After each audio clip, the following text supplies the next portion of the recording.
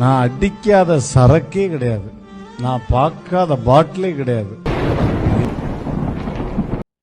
குடிப்பழக்கம் உயிரை கொல்லுமா? ஸோ பல இடங்களை புகையில உயிரை கொல்லும்னு சொல்லுவாங்க. ஆனா குடிப்பழக்கம் உடல் நலத்துக்கு கேடுன்னு மட்டும்தான் சொல்லுவாங்க. உயிரை கொல்லுமான்னு சொல்ல மாட்டாங்க. இன்னைக்கு நகைச்சுவை நடிகர் ரோபோ சங்கர் அவர் இறந்து போனாரு. அதுக்கு பிறகு இன்னைக்கு ஒரு 2, 3 பேர் எனக்கு கால் பண்ணாங்க. கால் பண்ணி நான் அடிக்கடி மது பழக்கம் எடுப்பேன். அதனால எனக்கு லிவர் சரியா வேலை செய்யுதா அப்படின்னு எனக்கு பரிசோதனை பண்ணி பார்க்கணும் அப்படின்னு என்கிட்ட கேட்டிருந்தாங்க. அவர் இறந்து போன செய்திய பார்த்ததுக்கு அப்புறம் ஒரு சிலருக்கு இந்த பயம் வந்துச்சு. உண்மையிலே மது பழக்கம் நம்ம கல்லீரலை அழிச்சு போடுமா? இல்ல கொஞ்சம் கொஞ்சமா கொல்லுமா? உயிருக்கு என்ன ஆபத்தை அது உருவாக்கும் அப்படின்னு பலருக்கும் விழிப்புணர்வு இல்லாம இருக்கு. ஸோ இத நம்ம ஷார்ட்டா இந்த வீடியோல நம்ம சொல்ல போறோம்.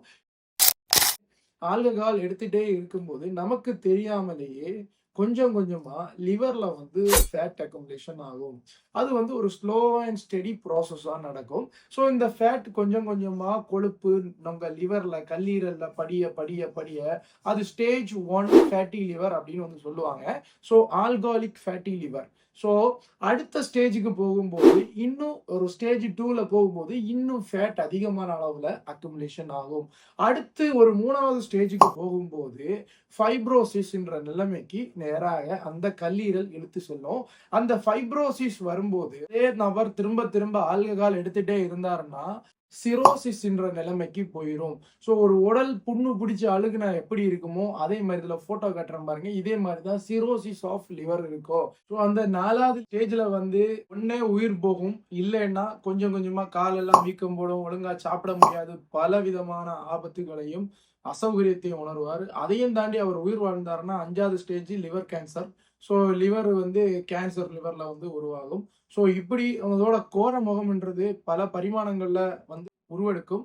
படிப்படியா தான் ஆரம்பிக்கும். இது எல்லாமே கிட்டத்தட்ட ஏசிம்டமேட்டிக்கா தான் இருக்கும். சிரோசிஸ் வர்ற வரைக்கும் கூட பலருக்குமே தெரியாம இருக்கும்.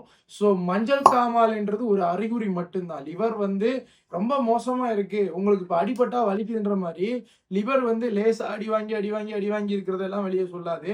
ஒரு கட்டத்துல என்னால முடியலடா அப்படின்னு படுத்துக்கும் போதுதான் மஞ்சள் காமாலையே வெளியே தெரியும்.